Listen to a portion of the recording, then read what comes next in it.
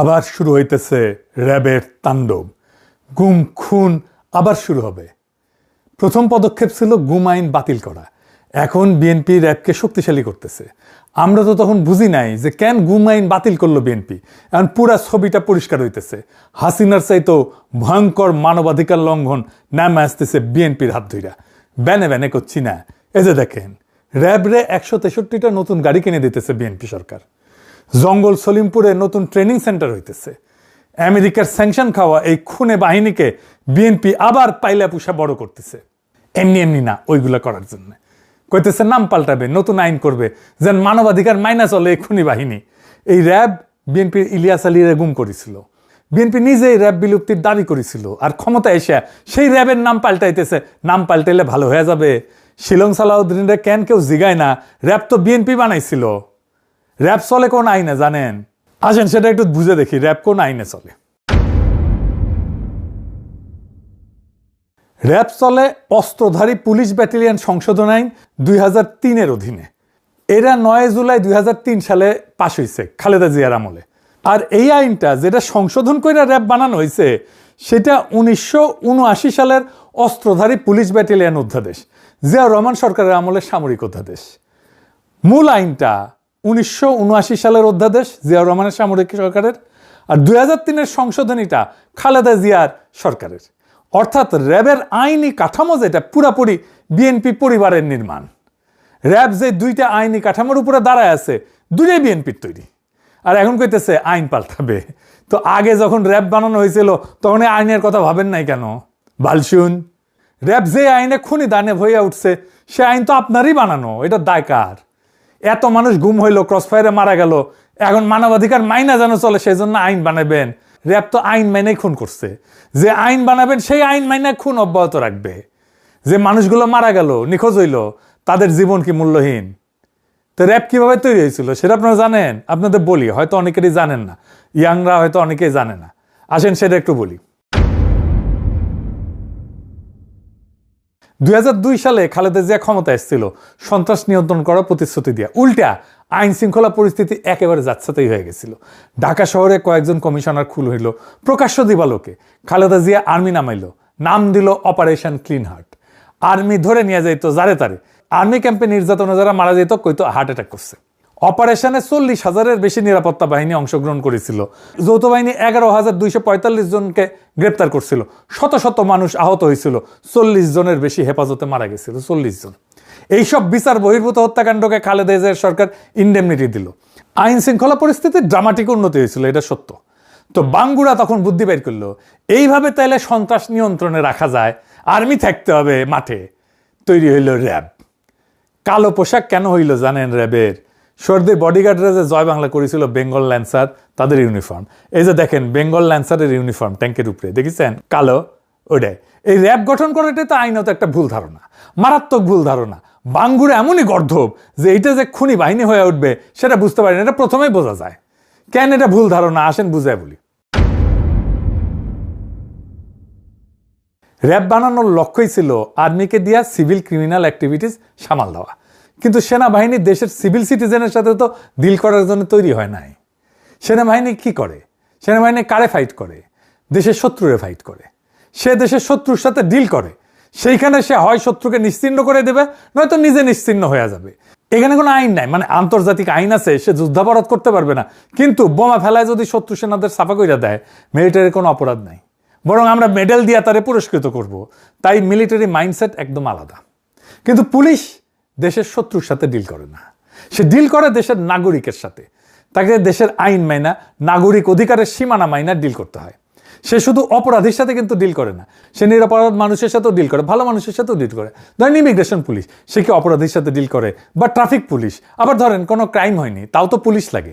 জিনিস হারাইলে তো পুলিশে ডায়েরি করতে হয় থানায়। রাস্তায় দুর্ঘটনা হইলে পুলিশকে ডিল করতে হয়। কেউ হারাইয়া গেলে আমরা পুলিশের সাহায্য নিই। ধরেন কেউ রাগ কইরা বাসা থেকে বের হয়ে গেছে, আপনি খুঁজে পাইতেছেন না, এটা তো ক্রিমিনাল অফেন্স না, কে ডিল করবে? পুলিশই তো। তো এই পুলিশের কাজ মিলিটারি মাইন্ডসেট দিয়ে চালানো যাবে? মিলিটারির মতো করে সিভিল ইস্যু ডিল করা যাবে? তাইলে করা যাবে? এটা হবে না তো।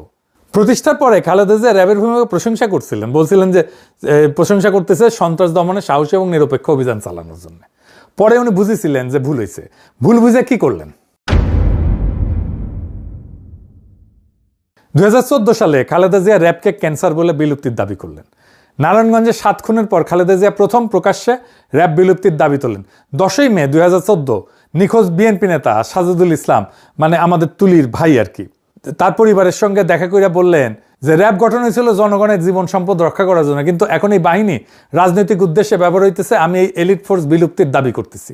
খালেদা জিয়া নিজে বিলুপ্তির দাবি করছে, তুলির ভাইয়ের বাসায় গিয়ে এই দাবিটা করছে।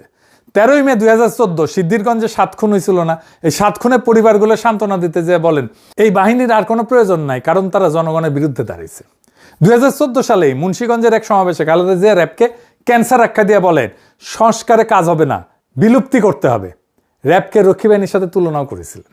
28 মে 2014 লন্ডনে জিয়াউর রহমানের 33তম মৃত্যুবার্ষিকীর অনুষ্ঠান হতেছে। তারেক রহমান র্যাব বিলুপ্তির দাবিতে গণস্বাক্ষর কর্মসূচি উদ্বোধন করে কইলেন র্যাব অবিলম্বে বিলুপ্ত করা সময়ের দাবি। নারায়ণগঞ্জের 7 খুনে শুধু র্যাব সদস্যরাই জড়িত না, প্রধানমন্ত্রী শেখ হাসিনাও জড়িত। বিএনপি র্যাব বিলুপ্তির জন্য 2024-এর পরে আনুষ্ঠানিক সুপারিশও দিল। কি মজার কথা! 5ই ডিসেম্বর 2024 অন্তর্বর্তী সরকারের পুলিশ সংস্কার কমিশনে আনুষ্ঠানিক প্রস্তাব জমা দিল। সেখানে র্যাব বিলুপ্তি আর একটা পুলিশ কমিশন গঠনের সুপারিশ ছিল। 10ই ডিসেম্বর গুলশান কার্যালয়ে সংবাদ সম্মেলন করল বিএনপির স্থায়ী কমিটির সদস্য আর এখনকার স্পিকার মেজর হাফিজ। ওইখানে আনুষ্ঠানিকভাবে দাবিটা ঘোষণা করলেন। উনি বললেন মেডিকেল সায়েন্সে এটা বলা আছে যখন গ্যাংগ্রিন পুরোপুরি ছড়ায় যায় তখন কাইটে ফেলা ছাড়া উপায় থাকে না। র্যাব আন্তর্জাতিকভাবে নিন্দিত হইয়া দেশের ভেতরে দানবে পরিণত হয়েছে। বেশিরভাগ গুম, খুন আর বিচার বহির্ভূত হত্যাকাণ্ড র্যাবই করেছে। তাই আমরা এর বিলুপ্তির সুপারিশ করিতেছি। ভিডিও আছে, দেখেন, এডিটর সাহেব দেখান।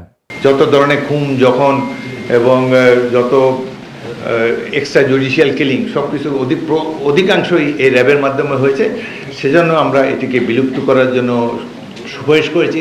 দেখেছেন, এইভাবে বলার পরে ইউনূস সরকারের তো উচিত ছিল পরের দিন র্যাব বিলুপ্ত করে অধ্যাদেশ জারি করে নাই। কেমন বেকুব দেখেন, রেখে দিছে। হ্যাঁ, এত বেকুবের বেকুব এই ইউনূস সরকার ছিল। এখন এই 22তম প্রতিষ্ঠাবার্ষিকী হইল এই কয়েকদিন আগে, ওইখানে শিলং সালাউদ্দিন গেছে। ওইখানে বলে যে র্যাবের জবাবদিহিতা, স্বচ্ছতা আর মানবাধিকার সুরক্ষা নিশ্চিত করতে নতুন আইন প্রণয়নের উদ্যোগ নিছে সরকার। সরকার বিবেচনা করতেছে এই বাহিনী বর্তমান নামে চলবে নাকি নতুন এলিট ফোর্স গঠন করা হবে। নতুন নাম হয়েছে কিন্তু। আরো বলছে যে কিছু কর্মকর্তার কর্মকাণ্ডে বাহিনীর ভাবমূর্তি ক্ষুণ্ণ হয়েছে। ফ্যাসিবাদী শাসন আমলে কোনো প্রতিষ্ঠানই অক্ষত থাকে নাই, পুলিশ, সেনাবাহিনী, র্যাব, বিজিবি সবাই। কিন্তু কয়েকজন কর্মকর্তার কাজের জন্য পুরো প্রতিষ্ঠানকে তো দায়ী করা যায় না। না না না, তা তো বটেই। এই যুক্তি তো আওয়ামী লীগও দেয়। যারা গ্যাংগ্রিন বলবে এরা নিজেরা, তার 2 দিন পরে বলবে কয়েকজন কর্মকর্তার কাজের জন্য পুরো প্রতিষ্ঠানকে দায়ী করা যায় না। খালেদা জিয়া বলবেন সংস্কার করে লাভ নাই, বিলুপ্ত করতে হবে। আর এরা বলবে নাম বদলাবে, আইন ঠিক থাকবে, বাহিনী থাকবে। যেই তারেক রহমান লন্ডনের নির্বাসনে থেকে র্যাব বিলুপ্তির জন্য গণস্বাক্ষর কর্মসূচি শুরু করছিলেন, সে বাংলার লুথার কিং যখন হইল তখন র্যাবরে গাড়ি কিনে দেয় 163টা, নতুন ট্রেনিং সেন্টারের ব্যবস্থা করে।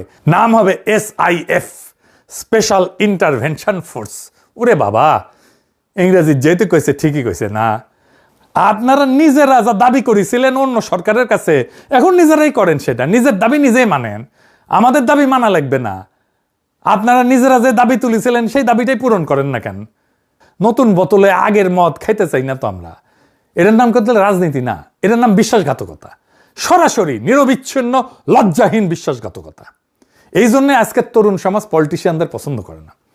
এদের কোনো কথার দাম নাই, 1 ফুটা পয়সা দাম নাই। তারেক রহমান নিজের প্রতি কমিটমেন্ট তো রাখেনি, নিজের মায়ের একটা অঙ্গীকারও রাখে না। তারেক রহমান খালেদা জিয়ার জানা জায়গায় সবাইরে বলছে আম্মার যদি কোনো পাওনা থাকে সেটা আমি শোধ করব। তাহলে শোধ করেন। খালেদা জিয়া যা বলছেন, জাতির কাছে যা প্রতিশ্রুতি দিয়েছেন সব রাখেন, পরিশোধ করেন। মায়ের প্রতিশ্রুতি পরিশোধ করেন। রাজনীতিবিদ হিসেবে তো ব্যর্থ হয়েছেন, সন্তান হিসেবে ব্যর্থ হইয়েন না।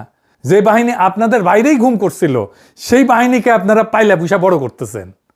এর দাম দিতে হবে। আজ না হোক কাল, কাল না হোক পরশু, দাম দিতেই হবে। ইতিহাস কাউকে মাপ করে না, বিশ্বাসঘাতকতাকে কোনোদিনই করে না। আপনারা যা বলছিলেন সেটা করেন, আর যদি সেটা না করেন তাহলে বাংলাদেশের মানুষ আপনাদেরকে ইতিহাসের সেই আস্ত করে ছুঁড়ে মারবে যেই আস্ত করে হাসিনাকে তারা ছুঁড়ে মারছে। ইনকিলাব জিন্দাবাদ।